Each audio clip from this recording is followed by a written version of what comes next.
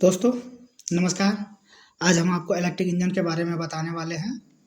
Electric engine क्या होता है, किस पर आधारित है, कैसे काम करता है, उसमें क्या क्या इक्विपमेंट होता है, इसका निर्माण कहाँ किया जा रहा है, सारे चीज़ के बारे में आज हम बताने वाले हैं। इससे पहले कि आप मेरे चैनल को अभी तक सब्सक्राइब नहीं किए हैं तो PKR एजुकेशन को सब्सक्राइब कर लें, लाइक करें और शेयर कर दें।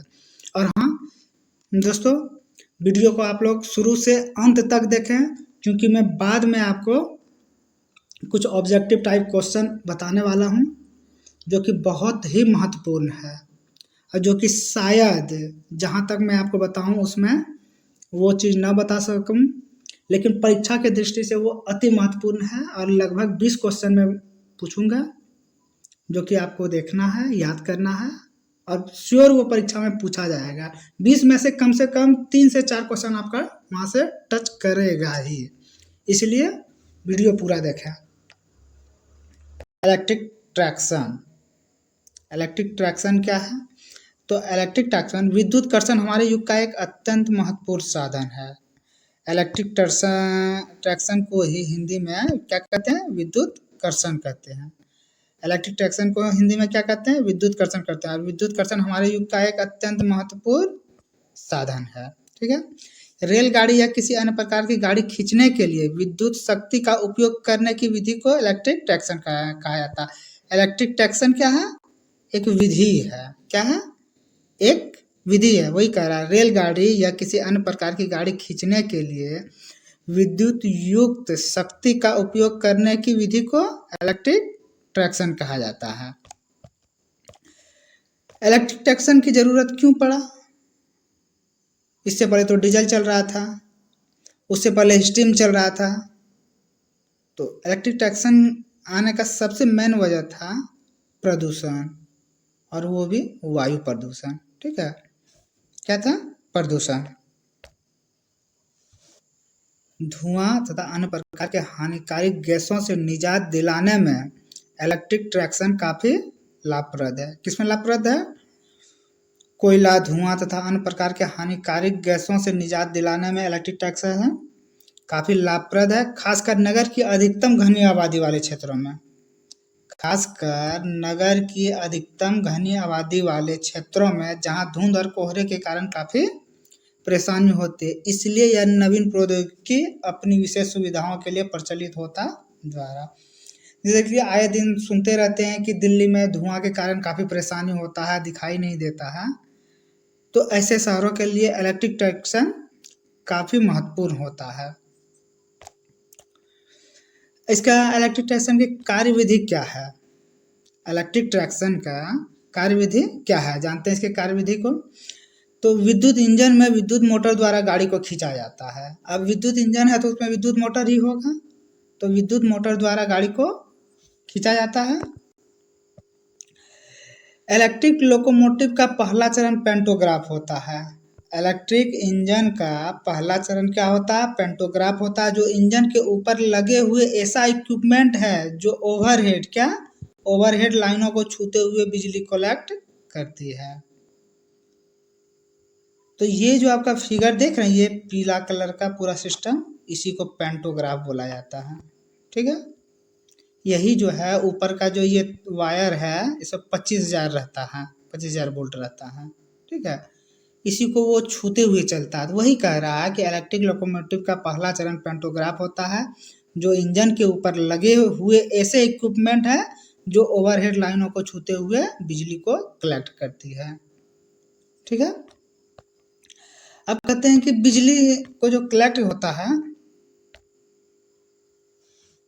ग्राफ के बाद स्थान आता है आपका सर्च नहीं होगा, सर्ज होगा। क्या होगा? सर्ज होगा, सर्ज अरेस्टर। ठीक है। तो वहीं बिजली चालित इंजन के छत पर सर्ज अरेस्टर और वैक्यूम सर्किट ब्रेकर क्या है? वैक्यूम सर्किट ब्रेकर होता है, जिसके जरिए बस बार के ऊपर चलती है, जिसके जरिए बस बार के ऊपर चलती है। ये फिगर देख रहे हैं? ये फिगर सबने देखा होगा, लेकिन कोई इसका नाम नहीं जानते होंगे। ठीक है। कि इसका नाम सर्ज अरेस्टर है। ठीक है। वैसे गांव घर में इसको या देहाती भाषा में इसको बोला जाता है मलिया। ठीक है, तो वही है। तो वही कह रहा है कि बिजली चालित इंजन के छत पर सर्ज अरेस्टर, सर्च नहीं होगा, सर्ज अरेस्टर और वैक्यूम सर्किट ब्रेकर होता है, जिसके जरिए बस बार के ऊपर चलती है। इसके बाद आता है, आपको वहां दिखा दिया सर्ज अरेस्टर। और ये जो आपका है, ये फिगर देख रहे हैं, ये फिगर हो गया आपका सर्किट, वैक्यूम सर्किट ब्रेकर का। ठीक है, ये फिगर क्या है, वैक्यूम सर्किट ब्रेकर का। ठीक है, वही कह रहा है सर्ज अरेस्टर और vacuum circuit breaker short circuit और ओवररन करंट इनसे इंजनों की सुरक्षा करता है। इसका जो काम है वैक्यूम सर्किट ब्रेकर, इसका काम है कि शॉर्ट सर्किट ये होने से ये बचाता है। दूसरा इसका काम क्या है, ओवररन करंट, यानी कि करंट जो है कभी अगर ज़्यादा हो जाता है तो उससे ये इंजन की रक्षा करता है। तो सर्ज अरेस्टर और vacuum circuit breaker short circuit और ओवररन करंट से इंजनों की रक्षा करता है।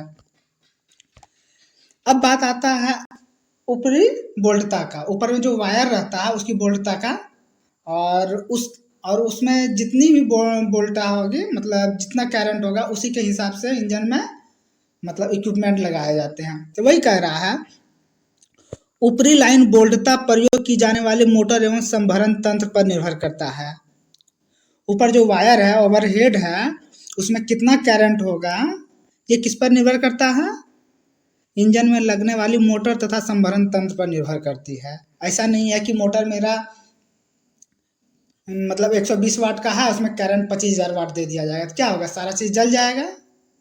इसीलिए उसी के हिसाब से मोटर और संभरण तंत्र लगाया जाता है। ठीक है, रेल लाइन, पटरी, रेल लाइन या पटरी या ट्रैक सब एक ही चीज़ है। ठीक है, एक ही नाम से सबको बुलाते हैं, रेल लाइन बोलिए या पटरी बोलिए या ट्रैक बोलिए। तो वो क्या करता है, निगेटिव फेज का काम करती है और जीरो वोल्टता पर होती है, जिसके जरिए इसे अच्छी तरह भूमिगत किया जाता है, जिसे छूने से किसी प्रकार का करंट या दुर्घटना की संभावना नहीं होती है। क्या कह रहा है, रेल लाइन, पटरी या ट्रैक। रेल लाइन, पटरी या ट्रैक किसका काम करता है, निगेटिव। करंट में दो फेज होता है, एक निगेटिव होता है, एक पॉजिटिव होता है। ठीक है, क्या होता है, एक निगेटिव और पॉजिटिव होता है। तो इलेक्ट्रिक इंजन जो होता है वो निगेटिव फेज कहाँ से लेता है, वो रेल लाइन से लेता है, और पॉजिटिव फेज कहाँ से लेता है, ऊपर वायर से लेता है। तो वही कह रहा है कि रेल लाइन या पटरी या ट्रैक निगेटिव फेज का काम करती है और जीरो वोल्टता पर होती है। कितना वोल्टता पर होती है, जीरो वोल्टता पर होती है, जिसके लिए इसे अच्छी तरह से भूमित यानी जमीन में जो जिसको अर्थिंग बोलते हैं, अर्थिंग किया जाता है, जिसे छूने से किसी प्रकार की करंट या दुर्घटना की संभावना ना हो। तो एक बात तो यहाँ क्लियर हो गया कि इंजन जो है वो पॉजिटिव ऊपर से वायर से लेता है और निगेटिव फेज कहाँ से लेता है, वो नीचे रेल की पटरी से लेता है। अब बात होता है कि सुरंग में, अब सब जगह तो वायर, ऊपर का जो वायर पॉजिटिव वायर जो होता है जिसको OHE बोलते हैं, वो तो सब जगह लगा दिया जाएगा, लेकिन सुरंग में तो जगह काफ़ी कम होता है, वहाँ क्या किया जाएगा, उसके लिए क्या किया गया, उसके लिए भी व्यवस्था किया गया है। तो कह रहा है कि सुरंगों में जहाँ ऊपरी लाइन का प्रयोग करना संभव नहीं, ऊपरी लाइन मतलब OHE, ऊपरी लाइन मतलब OHE, कह रहा है सुरंगों में जहाँ ऊपरी लाइन का प्रयोग करना संभव नहीं हो पाता है, वहाँ ऊपरी तार के स्थान पर एक दूसरी कॉन्टैक्ट रेल, क्या, एक दूसरी कॉन्टैक्ट रेल का प्रयोग किया जाता है जो भूमि के नीचे रहती है। कॉन्टैक्ट रेल जो होती है वो कहाँ होती है, भूमि के नीचे होती है, और जो अत्यधिक खर्चीला होने के कारण इसके सभी जगह प्रयोग नहीं किया जाता है। तो वही कह रहा है सुरंगों में जहां ऊपरी लाइन प्रयोग करना संभव नहीं हो पाता है, वहां ऊपरी तार के स्थान पर एक दूसरी कॉन्टैक्ट रेल, क्या, दूसरी कॉन्टैक्ट रेल का प्रयोग किया जाता है जो भूमि के नीचे रहती है। अत्यधिक खर्चीला होने के कारण इसका प्रयोग सभी स्थानों पर नहीं किया जा सकता है। आगे आपका है इंजन। ठीक है, तो इंजन के बारे में जानते हैं कि उसमें कितना वोल्टता का लगता है, कितना उसको करंट चाहिए। ठीक है, तो पुराने समय का जो इंजन था वो 600 वोल्ट का प्रयोग करता था, 600 वोल्ट का प्रयोग करता था, 600 वोल्ट पे ही गाड़ी चलती थी। तो वही कह रहा है, पुराने इंजन में साधारणतः 600 वोल्ट का प्रयोग किया जाता था, पर कुछ समय बाद यह 1400 से 3000 वोल्ट का प्रयोग सामान्य रूप से किया जाने लगा। सबसे पहले जब इलेक्ट्रिक इंजन का शुरू हुआ था उसमें 600 पे ही चलता था, इसके बाद धीरे धीरे 1400 से 3000 के बीच किया जाने लगा। ठीक है, अभी जो है वो 25,000 का किया जा रहा है। कितना किया जा रहा है? 25,000 वोल्ट। ऊपर जो आपका वायर रहता है उसमें 25,000 रहता है, और उसी के अनुसार 25,000 जो वोल्ट रहता है उसी के अनुसार रेल इंजन में इक्विपमेंट लगाया जाता है। ठीक है, तो पिछले कुछ वर्षों में उच्च वोल्टता तंत्र की रचना की गई और उच्च वोल्टता पर परिवर्तित होने वाले सिंगल फेज एसी, क्या एसी यानी अल्टरनेट करंट। करंट दो प्रकार का होता है, एक एसी करंट होता है और एक डीसी करंट होता है। एसी का फुल फॉर्म होता है अल्टरनेट, डीसी का फॉर्म होता है डायरेक्ट। ठीक है, तो यह समझ गए आप एसी और डीसी। तो वही कह रहा है, पिछले कुछ वर्षों में उच्च वोल्टता तंत्र की रचना की गई और उच्च वोल्टता पर परिवर्तित होने वाले सिंगल फेज एसी का प्रयोग किया जाने लगा है, जो सामान्यतः 16,000 से 25,000 वोल्ट की वोल्टता पर परिवर्तित होता है।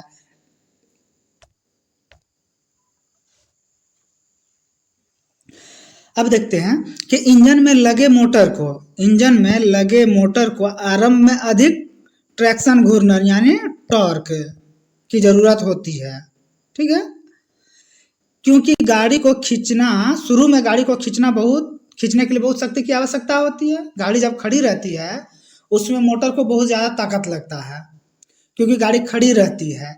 अगर गाड़ी फिर रन करना शुरू हो जाती है फिर मोटर को उतना ताकत नहीं लगता।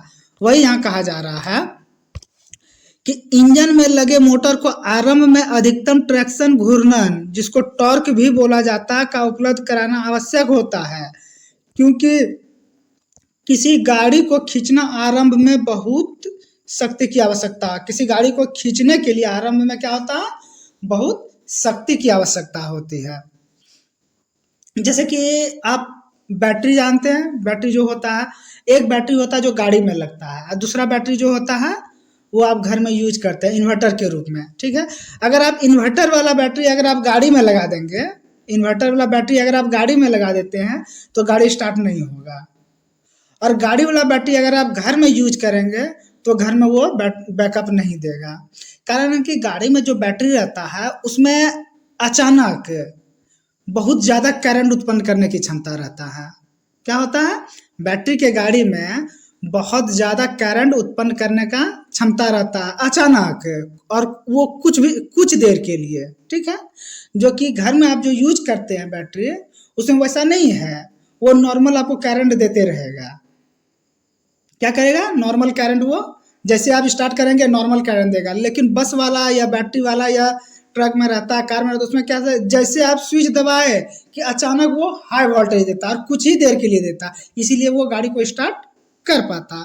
वही इसमें भी है कि शुरू में जो है मोटर को बहुत ज़्यादा मतलब ट्रैक्शन घूर्णन की आवश्यकता होती है। एसी करंट को पहले ट्रांसफार्मर में भेजा जाता है। यहाँ तक हो गया। अब एसी करंट को पहले कहाँ भेजा जाता है? ट्रांसफार्मर में भेजा जाता है, जो संचालन के लिए जरूरी वोल्टेज स्थापित करता है। ठीक है, अब 25,000 करंट अगर वहाँ से ऊपर से आ रहा OHE से, ऐसा नहीं है कि 25,000 का 25,000 डायरेक्ट आप दे देंगे इंजन में।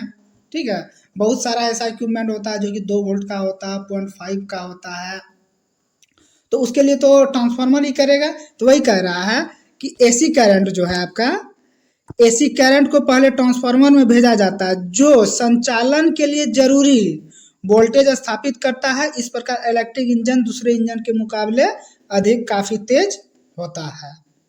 इलेक्ट्रिक इंजन दूसरे इंजन के मुकाबले क्या होता है? काफी तेज होता है, काफी शक्तिशाली होता है। अब कुछ ऑब्जेक्टिव टाइप का क्वेश्चन देखते हैं। ठीक है, क्या देखते हैं? कुछ ऑब्जेक्टिव टाइप का क्वेश्चन देखते हैं। पहला क्या? भारत का सबसे ताकतवर इंजन कौन सा है? भारत का सबसे ताकतवर इंजन, ये आप फोटो देख रहे हैं ना, यही सबसे ज़्यादा ताकतवर इंजन है। यही सबसे ज़्यादा ताकतवर इंजन, इससे ज़्यादा ताकतवर इंजन अभी तक कोई नहीं है। ठीक है, तो क्या कर रहा? भारत का सबसे ताकतवर इंजन कौन सा है? तो इसका सही आंसर क्या हो जाएगा? एक नंबर में WAG11 है, 2 नंबर में WAG12 है, 3 नंबर में WAG12 का बी है, 4 नंबर में WAG12 का सी है। इसका सही आंसर क्या हो जाएगा? WAG12। क्या हो जाएगा? WAG12। भारत का सबसे ताकतवर इंजन कौन सा है? WAG12 का बी। आगे चलते हैं। अगला है आपका शॉर्ट सर्किट और ओवर करंट से इंजनों की सुरक्षा करता है। कौन सुरक्षा करता है? शॉर्ट सर्किट और ओवर करंट यानी अधिक करंट से इंजन की सुरक्षा कौन करता है? एक नंबर में सर्ज अरेस्टर है, दूसरा नंबर वैक्यूम सर्किट ब्रेकर, तीसरा में बोथ है, चौथा में नन ऑफ द एबव है। तो इसका सही आंसर क्या हो जाएगा? बोथ हो जाएगा। क्या आंसर हो जाएगा? बोथ। सर्ज अरेस्टर और वैक्यूम ब्रेकर। क्या हो जाएगा? सर्ज अरेस्टर और वैक्यूम ब्रेकर।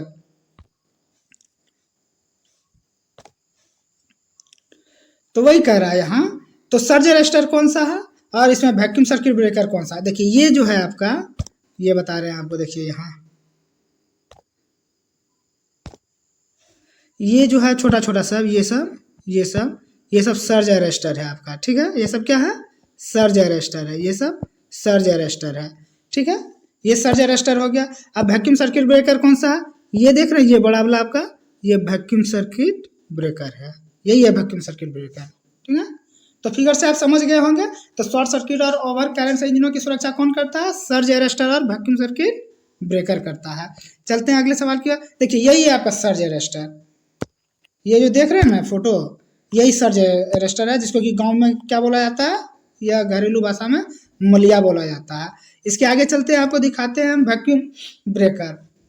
यही है आपका, ये फोटो देख रहे हैं ना, यही वैक्यूम ब्रेकर है। इसी को वैक्यूम ब्रेकर बोला जाता है। ये जब ओवर करंट हो जाता है ये फट जाता है, और जो आपका सर्ज अरेस्टर है बस वही होता है। कभी कभी आप देखते होंगे कि जो मतलब लाइन के खंभे पे जो लगा रहता है, कभी कभी वो फट जाता है, बस अधिक वोल्ट के होने के कारण फट जाता है। ये देखिए यहाँ आपका क्लियर दिख रहा है, यही आपका वैक्यूम ब्रेकर। आपका ये वैक्यूम ब्रेकर है।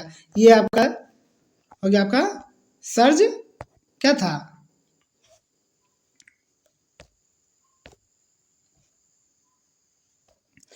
अगला क्वेश्चन है आपका, इलेक्ट्रिक इंजन में लगा ऐसा उपकरण जो ओवरहेड लाइनों को छूते हुए बिजली कलेक्ट करती है। इलेक्ट्रिक इंजन में लगा ऐसा ओवरहेड जो लाइनों को छूते हुए बिजली कलेक्ट करती है कहलाता है, क्या कहलाता है? एक नंबर पेंटोग्राफ, दूसरा सर्ज अरेस्टर, तीसरा बस बार, चौथा MELPL। तो क्या हो जाएगा आंसर? पेंटोग्राफ हो जाएगा। आंसर क्या हो जाएगा? पेंटोग्राफ। पेंटोग्राफ इंजन में लगा एक ऐसा उपकरण है जो ओवरहेड लाइनों को छूते हुए बिजली कलेक्ट करती है। चलते हैं अगले सवाल की ओर। बिजली चालित इंजन शक्तिशाली होता है। कितना शक्तिशाली होता है बिजली चालित इंजन? बिजली चालित इंजन शक्तिशाली होता है, पहला ऑप्शन 2 डीजल इंजन के बराबर, दूसरा 3 स्टीम इंजन के बराबर, चौथा उपरोक्त दोनों के बराबर, और चौथा है सिर्फ 2 डीजल इंजन के बराबर। तो क्या आंसर होगा इसका? इसका नंबर हो जाएगा उपरोक्त दोनों। इलेक्ट्रिक इंजन जो होता है वह 2 डीजल इंजन के बराबर होगा आपका, या 3 स्टीम इंजन के बराबर होता है। ठीक है, 2 डीजल इंजन मिला के एक इलेक्ट्रिक इंजन का ताकत होता है, और 3 स्टीम इंजन मिलाकर एक इलेक्ट्रिक इंजन का ताकत होता है। अच्छा, ये जो आप देख रहे हैं फिगर, इस फिगर को देखने से आपको कुछ याद आ रहा है? ये इंडिया का पहला इंजन है। ये क्या है? इंडिया का पहला डीजल इंजन है जिसको कि इलेक्ट्रिक इंजन में चेंज किया गया है। ठीक है, ये जो है देखने से ही पता चल रहा होगा कि ये डीजल इंजन है। तो यही वो इंजन है जिसको कि इलेक्ट्रिक इंजन में चेंज किया गया है, और सफलतापूर्वक ये रन कर रहा है, जो एक बहुत बड़ी उपलब्धि है। आगे चलते हैं। मधेपुरा के, बिहार के मधेपुरा में किस प्रकार के इंजन का निर्माण किया जाता है? बिहार का जो मधेपुरा है वहाँ रेल इंजन कारखाना लगाया गया। वहाँ किस प्रकार का इंजन बनाया जाता है? पहला ऑप्शन इलेक्ट्रिक इंजन, दूसरा डीजल इंजन, तीसरा स्टीम इंजन, चौथा उपरोक्त सभी। तो मधेपुरा में सिर्फ और सिर्फ इलेक्ट्रिक इंजन बनाया जाता है। मधेपुरा में किस प्रकार का इंजन बनाया जाता है? इलेक्ट्रिक इंजन बनाया जाता है। चलते हैं अगले सवाल की ओर। WAG-12B का निर्माण किस कारखाने में किया जाता है? WAG-12B का निर्माण किस कारखाने में किया जाता है? पहला ऑप्शन MELPL, दूसरा नंबर अल्स्टॉम, तीसरा WAG, चौथा नन ऑफ दीज। तो इसका सही आंसर क्या हो जाएगा? MELPL। WAG-12 का निर्माण किस कारखाने में किया जाता है? MELPL में। ठीक है, अब MELPL का फुल फॉर्म हम आपको आगे चल के बताएंगे, वीडियो देखते रहें। ठीक है, और ये अल्स्टॉम क्या है? अल्स्टॉम जो है फ्रांस की कंपनी है। ठीक है, अल्स्टॉम के कहाँ की कंपनी है? फ्रांस की कंपनी है। चलते हैं अगले सवाल की ओर। अगला सवाल कहता है कि MELPL कारखाने में किस प्रकार के इंजन का निर्माण किया जा रहा है? MELPL कारखाने में किस प्रकार के इंजन का निर्माण किया जा रहा है? पहला ऑप्शन WAG-12B, दूसरा ऑप्शन WDG-4B, तीसरा ऑप्शन WDM-11B, चौथा ऑप्शन WDP-12B। तो इसका सही आंसर क्या हो जाएगा? WAG-12B। सबसे पहले तो वो इलेक्ट्रिक इंजन बनाता है। तो इलेक्ट्रिक देखिए, ये WAG, W क्या होता है? ये ब्रॉड गेज को सूचित करता है। ए क्या? एक मतलब इलेक्ट्रिक को सूचित करता है। जी फॉर क्या होता है? गुड्स होता है। ठीक है, तो मधेपुरा का जो कारखाना है MELPL, उसमें WAG-12 का B टाइप का इंजन बना रहा है अभी। चलते हैं अगले सवाल की ओर। साधारण पेंटोग्राफ का आविष्कार किस प्रकार हुआ?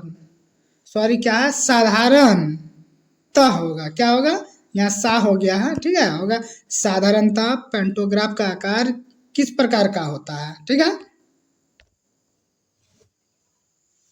पेंटोग्राफ का आकार किस प्रकार का होता है? शुरू में जब पेंटोग्राफ बनाया गया था तो वो डायमंड के आकार का था। किस आकार का था? डायमंड के आकार का। डायमंड मोटा मोटी इस आकार का होता है। ठीक है, तो डायमंड का आकार था शुरू में। ठीक है, इसके बाद फिर जेड प्रकार का कहीं कहीं आपको देखने को मिलेगा, और कहीं कहीं अभी जो वर्तमान में चल रहा है वो आधा डायमंड आकार का चल रहा है। किस प्रकार का चल रहा है? आधा डायमंड आकार का। वही कह रहा है साधारणतः पेंटोग्राफ का आकार किस प्रकार का होता है? पहला ऑप्शन डायमंड आकार का, दूसरा ऑप्शन जेड आकार का, तीसरा आधा डायमंड आकार का, चौथा वाई आकार का। इसका सही आंसर क्या हो जाएगा? आधा डायमंड आकार का। ठीक है, अभी जो वर्तमान में चल रहा है पेंटोग्राफ, वो क्या चल रहा है? आधा डायमंड आकार का। शुरू में जब पहली बार जब पेंटोग्राफ का निर्माण किया गया था वो डायमंड आकार का था, इस आकार का था, और वर्तमान में इसका डायमंड का आधा चल रहा है। कहीं कहीं आपको जेड आकार का भी देखने को मिलेगा। वाई आकार कुछ भी नहीं है। आगे चलते हैं। अगला सवाल है आपका WAG-12B इंजन का वजन लगभग कितना होता है? ये जो इंजन बनाया जा रहा है MELPL में, ये इंजन जो बनाया जा रहा है MELPL में, उसका वजन कितना होता है? पहला ऑप्शन 180 टन, दूसरा ऑप्शन 240 टन, तीसरा 1000 टन, चौथा 720 टन। तो इसका सही आंसर क्या होगा? 180 टन। क्या आंसर होगा? 180 टन। WAG-12B इंजन का वजन लगभग कितना होता है? 180 टन होता है। चलते हैं अगले सवाल की ओर। अगला सवाल कहता है WAG-12B कितनी वजनी ट्रेन को खींच सकता है? WAG-12B जो है इंजन, वो कितने लोड को खींच सकता है? तो पहला ऑप्शन 6000 टन, 6000 टन होगा, 6000 टन वाली गाड़ी को, दूसरा है 12000 टन वाली गाड़ी को, तीसरा है 4000 टन वाली गाड़ी को, चौथा 1000 टन वाली गाड़ी को। तो इसका सही आंसर क्या हो जाएगा? 6000 टन वाली गाड़ी को खींच सकता है। अगर 6000 टन को ये खींच सकता है, जो गाड़ी है अगर उसमें 6000 टन वजन है तो भी खींच सकता है। अगला क्वेश्चन है आपका 6000 टन वाली गाड़ी को WAG-12B अधिकतम कितनी स्पीड से दौड़ा सकता है? जब 6000 टन वजन वाला अगर गाड़ी है तो उसको WAG-12B जो इंजन बनाया जा रहा है MELPL में, वो कितने स्पीड से चला सकता है? पहला ऑप्शन 160 किलोमीटर प्रति घंटा, दूसरा 110 किलोमीटर प्रति घंटा, तीसरा 120 किलोमीटर प्रति घंटा, चौथा 140 किलोमीटर प्रति घंटा। इसका सही आंसर क्या हो जाएगा?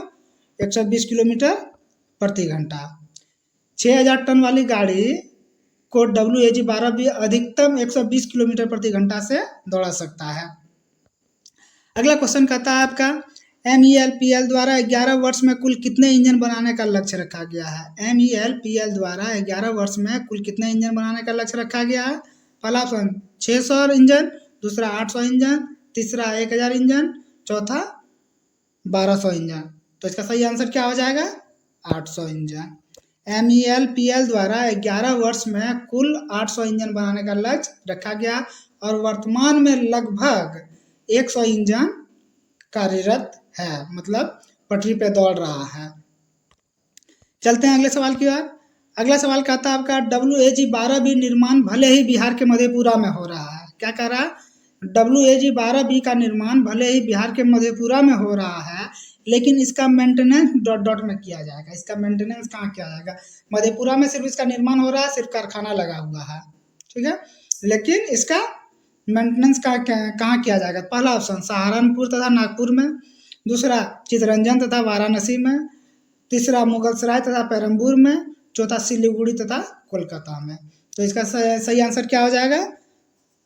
सहारनपुर तथा नागपुर में। इसका सही आंसर सहारनपुर तथा नागपुर में।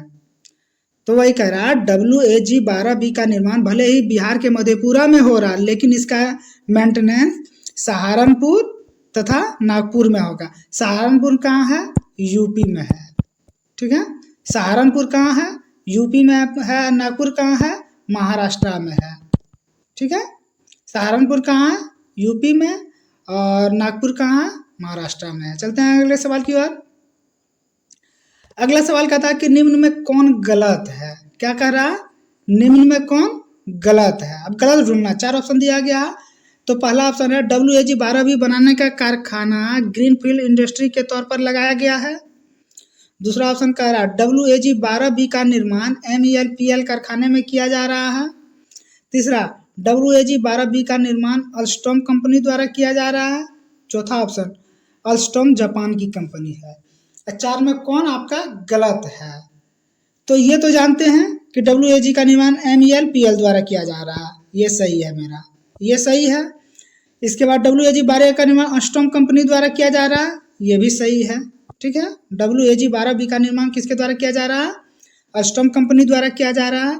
अब अल्स्टॉम कंपनी जापान की कंपनी है कि नहीं, और ये ग्रीनफील्ड इंडस्ट्री का मतलब क्या होता है, ये जानना है। 2 तो आप जान गए, अब 2 को जानना कि जो है अल्स्टॉम जो है जापान की कंपनी है या नहीं है, और ग्रीनफील्ड इंडस्ट्री क्या होता है। दोनों को अगर आप जान गए तो फिर क्वेश्चन आप यहाँ से मार लेंगे। तो देखते हैं। सबसे पहले जानते हैं कि ग्रीनफील्ड इंडस्ट्री क्या होता है। ग्रीनफील्ड इंडस्ट्री वैसा इंडस्ट्री होता है जिसका कि जो कि एकदम शुरू से इनिशियल से उसको लगाया जाता है। कुछ इंडस्ट्री ऐसा होता है जिसको कि मॉडिफाई किया जाता है। जिसको मॉडिफाई किया जाता है वो आपका ग्रीनफील्ड इंडस्ट्री नहीं कहा जाएगा। मान लीजिए कि कहीं एक कोई इंडस्ट्री लगाया जा रहा है, एकदम शुरुआती दौर से उसको लगाया जा रहा है, वहाँ कोई कंपनी नहीं था, कुछ नहीं था, खाली मैदान था, वहाँ कोई अगर इंडस्ट्री लगाया जा रहा है तो उसको ग्रीनफील्ड इंडस्ट्री बोला जाएगा। तो ये सही है कि WAG बनाने का जो कारखाना है MELPL, WAG-12B का बनाने का जो कारखाना है MELPL, वो एकदम ग्रीनफील्ड इंडस्ट्री के तौर पे लगाया गया, वहाँ कुछ भी नहीं था। इसीलिए आपका 1 नंबर सही हो गया, 2 नंबर सही हो गया, 3 नंबर सही हो गया। अब एक गलत है, चौथा गलत यही होगा। अब अल्स्टॉम जापान की कंपनी नहीं है, बल्कि अल्स्टॉम कहाँ की कंपनी है? अल्स्टॉम फ्रांस की कंपनी है। अल्स्टॉम कहाँ की कंपनी है? फ्रांस की कंपनी है। तो इसका सही आंसर क्या हो जाएगा? 4 नंबर। फिर से एक बार देख लेते हैं जो सही है उसको। WAG-12B बनाने का कारखाना ग्रीनफील्ड इंडस्ट्री के तौर पर लगाया गया। दिमाग में रखिए, ये भी क्वेश्चन आपसे पूछा जा सकता है। फिर WAG-12 का निर्माण MELPL कारखाने में किया जा रहा है, बिल्कुल सही है।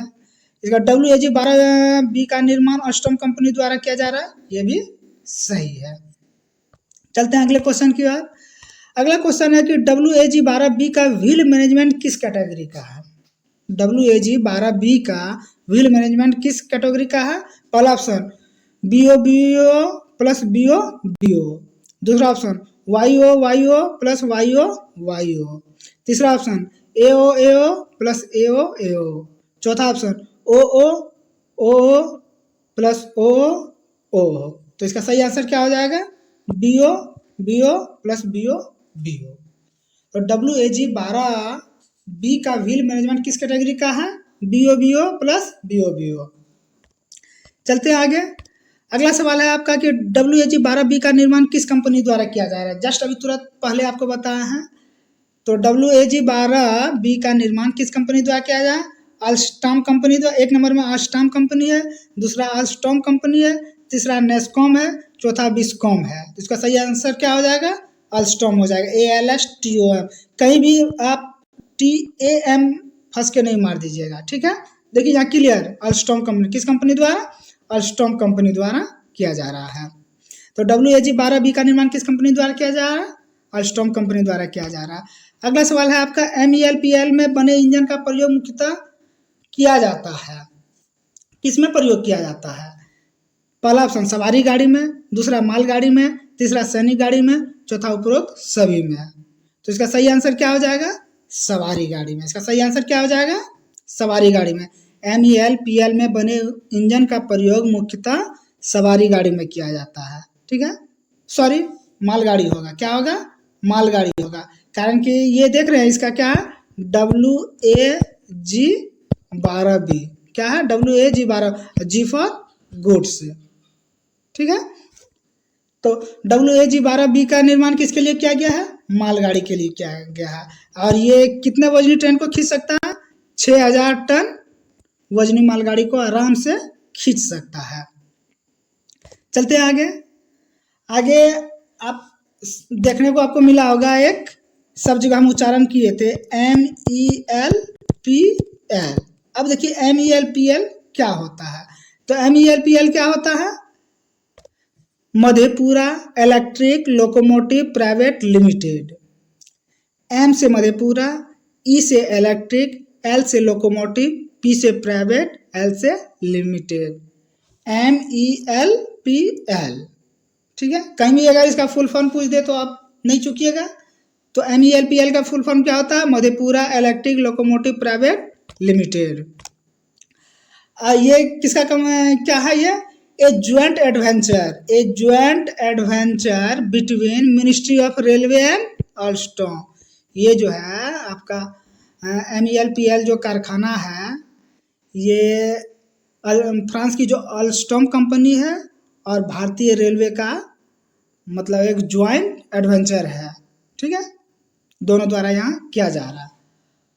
तो दोस्तों, और एक चीज़ यहाँ हम आपको बताना भूल गए थे कि अगर पेंटोग्राफ जो आप देखते हैं, अभी किसी की पेंटोग्राफ में क्या होता है? एक कलेक्टर रॉड होता है। कितना कलेक्टर रॉड होता है? एक कलेक्टर रॉड होता है। जो इस प्रकार होता है वो एक होता है। किसी गाड़ी में देखिएगा कि 2 कलेक्टर रॉड रहता है। ठीक है, इसको कलेक्टर रॉड बोला जाता है। तो किसी में एक रहता है, किसी में 2 रहता है। इसको भी ध्यान से रखिएगा। तो दोस्तों, बस आज इतना सा ही विदा चाहिए मांगते हैं आपसे। जय हिंद, जय भारत। तो दोस्तों, अगर आप मेरे चैनल पर नए हैं, सबसे पहले PKR एजुकेशन को सब्सक्राइब करें, ज़्यादा से ज़्यादा शेयर करें, लाइक करें और बेल घंटी बजा दें, ताकि इसी तरह के अच्छे अच्छे वीडियो तथा मज़ेदार वीडियोज़ के आपको नोटिफिकेशन मिलता रहे। धन्यवाद दोस्तों, हम आपसे विदा चाहते हैं।